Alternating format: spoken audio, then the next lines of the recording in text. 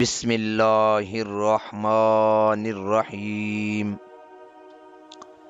وَأَتِمُّ الْحَجَّ وَالْعُمْرَةَ لِلَّهِ الآیہ۔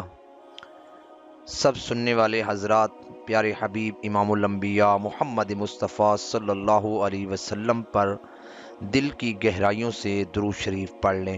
اللہم صلی علی محمد وعلی آل محمد کما صلیت علی ابراہیم وعلی آل ابراہیم انک حمید مجید۔ اللہم بارک علی محمد وعلی آل محمد کما بارکت علی ابراہیم وعلی آل ابراہیم انک حمید مجید۔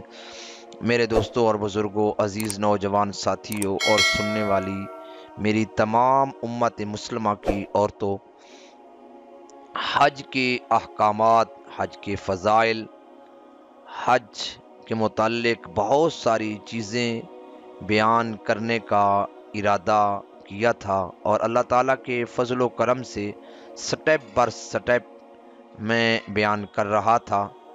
بات ہماری یہاں تک پہنچی تھی کہ کوئی عورت خواہ مخواہ کسی کو اپنا بھائی، کسی کو باپ، کسی کو بیٹا بنا کر چلی جاتی ہے حج یا عمرے کے لیے، حالانکہ وہ اس کے لیے نامحرم ہوتے ہیں، تو اس کے لیے یہ کرنا ٹھیک نہیں تھا۔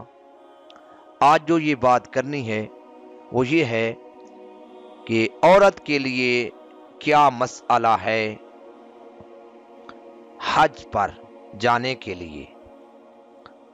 جس عورت کے پاس اتنی مالیت ہو کہ مکہ معظمہ تک اپنے خرچے سے آ جا سکتی ہے اور محرم اور شوہر بھی ساتھ جانے کو تیار ہو، تو اس عورت کے لیے حج کرنا فرض ہو گیا ہے۔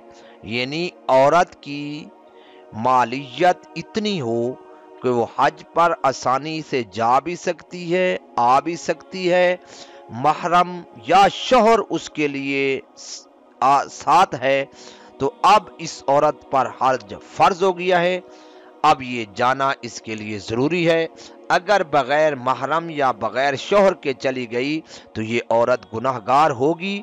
جب خرچہ بھی ہو اور محرم بھی مل جائے تو حج فرض کے لیے روانہ ہو جائے، شوہر اجازت نہ بھی دے تب بھی چلی جائے۔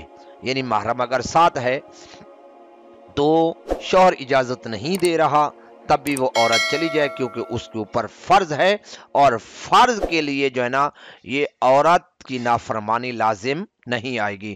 اگر مسئلہ یہ ہے کہ عورت کے لیے نفلی حج ہے، اگر محرم ساتھ نہ ہو اور حج بھی نفلی ہو اور شوہر روک دے تو اب یہ عورت نہ جائے، اس کے لیے رکنا درست ہے۔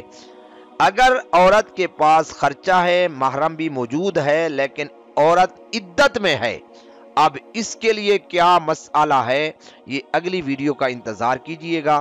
انشاءاللہ ثم انشاءاللہ عدت کے متعلق میں آپ کو اگلی ویڈیو میں بتاؤں گا۔ اللہ سے دعا ہے اللہ عمل کی توفیق عطا فرمائے۔